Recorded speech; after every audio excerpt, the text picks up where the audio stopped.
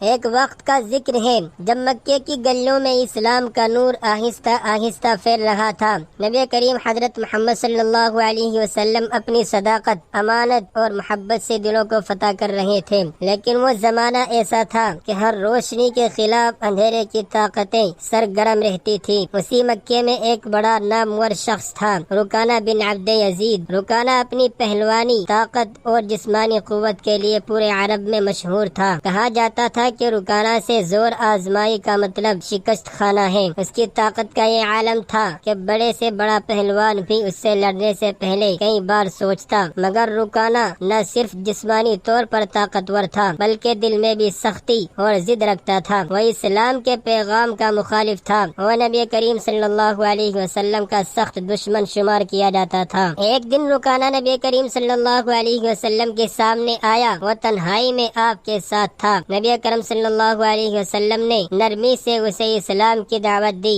مگر رکانہ نے مذاق اڑاتے ہوئے کہا، اگر تو واقعی سچا نبی ہے تو میرے ساتھ کشتی کر، اگر تو مجھے گرا دے تو میں مان لوں گا کہ تو جو بھی کہتا ہے وہ سچ ہے۔ نبی کریم صلی اللہ علیہ وسلم نے اللہ کے بھروسے اس کی بات قبول کر لی۔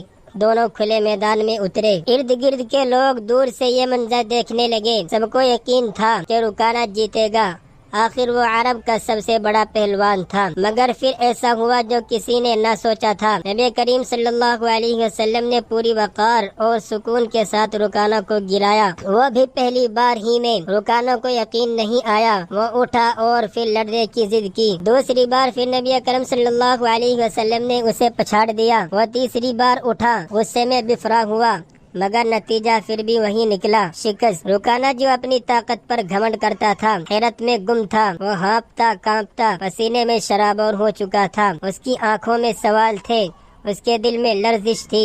وہ جان چکا تھا کہ یہ کوئی معمولی انسان نہیں بلکہ اللہ کا سچا نبی ہے، مگر وہ اپنی ضد، اپنی عزت اور اپنی قوم کے خوف سے اس وقت اسلام کا اعلان نہ کر سکا۔ رکانہ شکست خوردہ حالت میں واپس چلا گیا، مگر دل سے نبی کریم صلی اللہ علیہ وسلم کی سچائی کو جھٹلا نہ سکا۔ اس نے واقعے کو لوگوں کو سنایا، مگر ساتھ یہ بھی کہہ دیا، میں نے کبھی اتنا طاقتور انسان نہیں دیکھا جیسے محمد صلی اللہ علیہ وسلم ہیں۔ یہ واقعہ بھی ان معجزات میں سے تھا جو اللہ تعالیٰ نے اپنے نبی کو عطا کیے تاکہ دشمنوں کے دل پگھلیں۔ کئی سال گزر گئے، نبی کریم صلی اللہ علیہ وسلم مدینہ ہجرت فرما گئے، اسلام مضبوط ہوتا گیا اور مکہ فتح ہوا۔ وہی رکانہ جو کبھی اسلام کا سخت مخالف تھا، اب خاموشی سے اسلام کے قریب آ رہا تھا۔ آخر کار اللہ تعالیٰ نے اس کے دل پر حق کا دروازہ کھول دیا۔